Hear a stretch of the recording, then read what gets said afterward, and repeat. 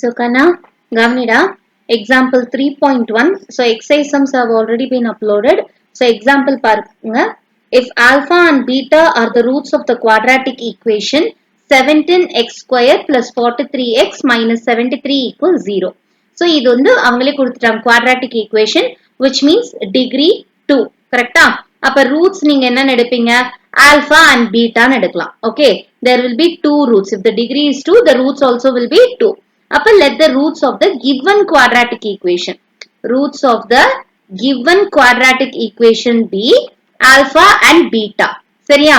So, இப்ப இதில் இருந்து for the given equation, we can calculate the sum of the roots and product of the roots. அதாவது summation alpha and summation alpha beta.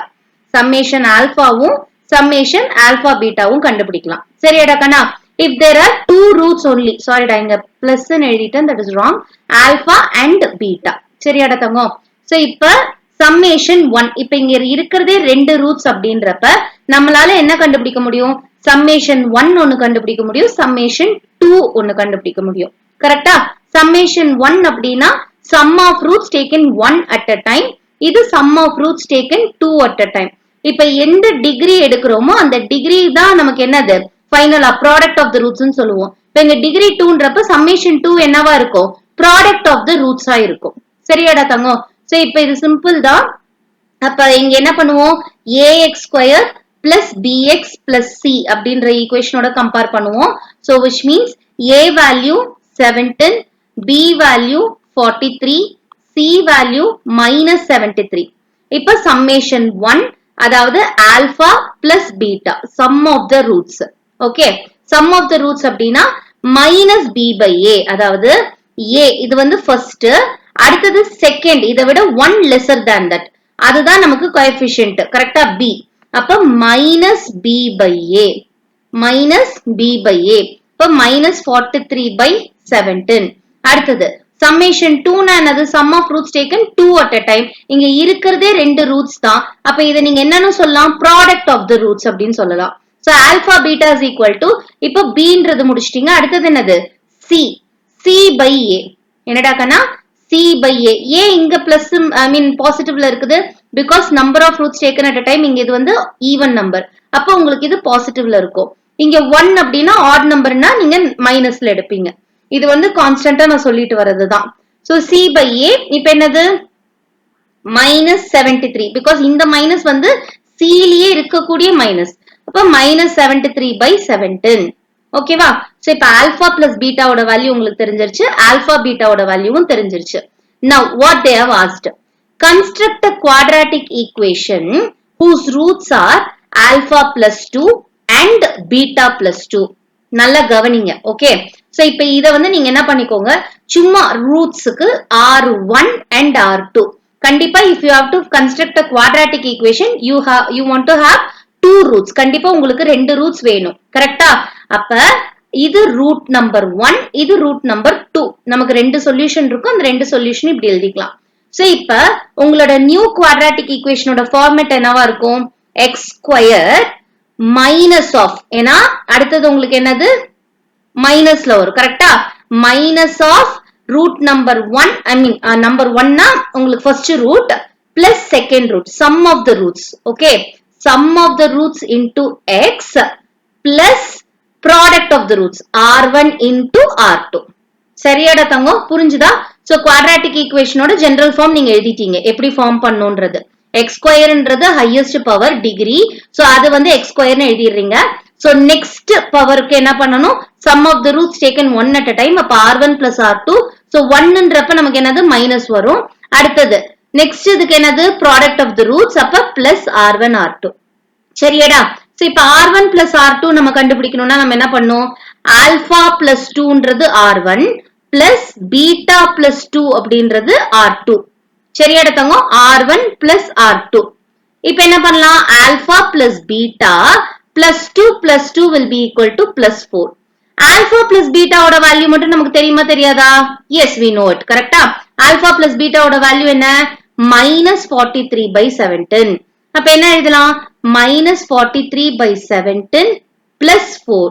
இப்ப இது LCM எடுத்தோம்னா 17 into 4, that is 40 plus 28, 68. கரெக்டா சொல்லும்.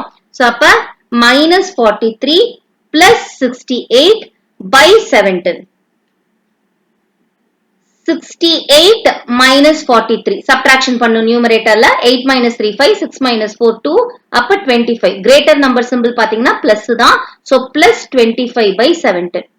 இப்ப எனக்கு R1 R2 வேல்யூ கிடைச்சிருச்சா? கிடைச்சிருச்சு. Next என்ன கண்டுபிடிக்கணும் நானு? R1 R2 product of the roots கண்டுபிடிக்கணும். R1 R2 multiply பண்ணணும். அப்படின்னா alpha plus 2ன்றது R1, beta plus 2ன்றது R2. So I am multiplying these two.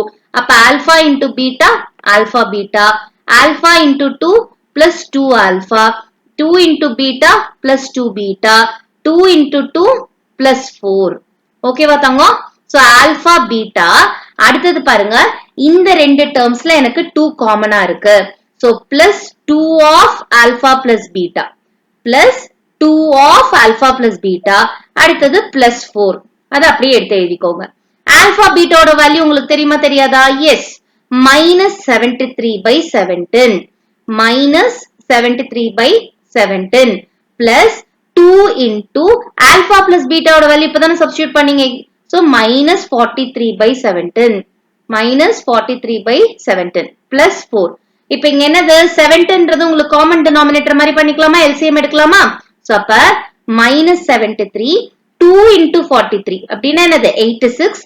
So minus 86. அடுத்தது இங்க ரெண்டுத்துலயுமே நமக்கு 17 denominator இருக்கு. 4க்கு இல்ல. அப்ப நம்ம என்ன பண்ணோம்? 4க்கு both the numerator and denominator should be multiplied by 17. அப்ப 4 into 17 னா 68. இப்பதானே பார்த்தோம் 17 into 4. 4 into 17 அதனால ஒண்ணுதான். So plus 68 by common denominator 17. So 86 and 73 are of the same sign. அப்ப 83 1 minute. நான் rough column work தனியா எழுதிடுறேன். Okay. So இப்ப 86 and 73 add பண்ணுவோம். 6 plus 3 9, 7 plus 15. So 159. அப்ப என்னது? Minus 159 because ரெண்டுமே இங்க negative numbers. கரெக்டா? Minus 159 plus 68 by 17. இப்போ 159 minus 68. 1 4 plus 5 9 0 91. அப்ப minus 91 by ஏன்னா இங்க greater number symbol பாத்தீங்கன்னா minus தான். 159 is the greater number.